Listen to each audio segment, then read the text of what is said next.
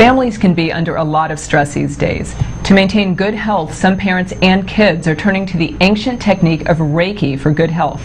Reiki is an ancient holistic therapy developed by a Japanese doctor in the 19th century. It involves placing the hands on or near different parts of the body with the aim of healing the mind, spirit, and soul. Joining us today to talk about this method of relaxation is Reiki Master Bonnie Hassan. With her is a Reiki student and parent, John Burton. Welcome, John and Bonnie. Hi, how are you? Good morning. Good morning. So Bonnie, let's start with you. What exactly is Reiki? Reiki is a Japanese technique for stress reduction, relaxation, and healing. And the premise behind it is that the practitioner is a channel for an energy that comes from a higher source. So whether you call that God or universal energy, we're working to be the channel for that energy, and it goes to the person that we're working on based on what the person needs. And it works on mental, physical, emotional, and spiritual levels to provide the client with whatever kind of healing they most need at the time that we're there.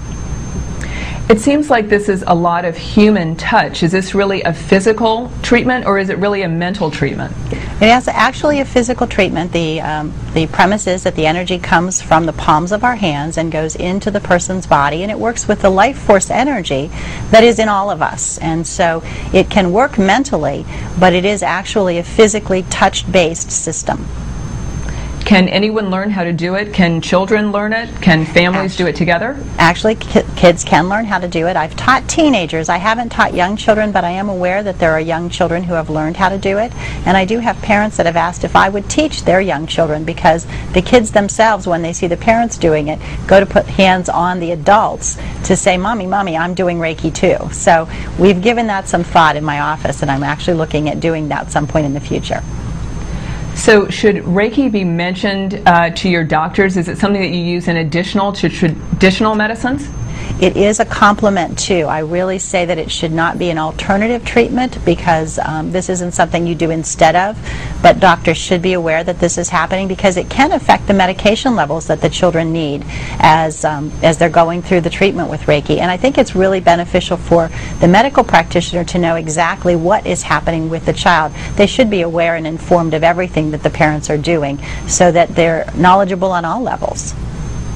So, John, let's talk about your son, Jack, who's autistic. How have you used Reiki with him? Well, he participates in what is called a Reiki circle, where we sit in the midst of several Reiki practitioners, and high levels of Reiki energy are focused into the center of the circle. And we learned about it through a presentation that Bonnie made to a board, which is the advisory board on autism and related disorders. And it had a very dramatic effect on him after the first couple of sessions. Can you tell us a little bit more? What have you noticed specifically that's changed since he's been participating?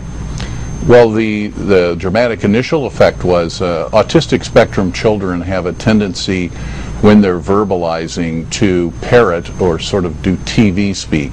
If they're watching programs on TV, they'll have a tendency to replay them to you verbally, verbatim. And that was about 80% of the content on my son's speaking at the time he started, and almost immediately that ratio reversed, and he started a more appropriate discussions using age-appropriate vocabulary, and the whole context of his conversations changed just overnight. So what advice would you have for families or for parents who are trying to introduce Reiki into their households? Well, I certainly, based on my experience, feel that it's something that may be beneficial to the children. I know that Jack continues to look forward to going and really enjoys it every time he goes. He's been going for a couple of years. So it's one of those things that certainly can do no harm, and it seems to me would be worthy of a try.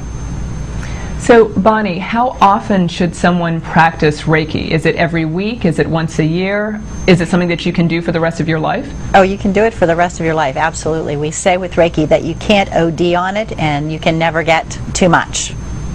So even a little Reiki is better than none. I tell clients when they come, whether they're children or adults, that that they should decide for themselves what works best for them, and when they feel they need it. I use Reiki on myself, which is one of the nice things about the technique. When you learn how to do it, then you can actually do it on yourself. And so when I get up in the morning, I do Reiki on myself. I do it during the day when I'm stressed. It's something that I don't think I could live without at this point in time. Well, thanks to both of you.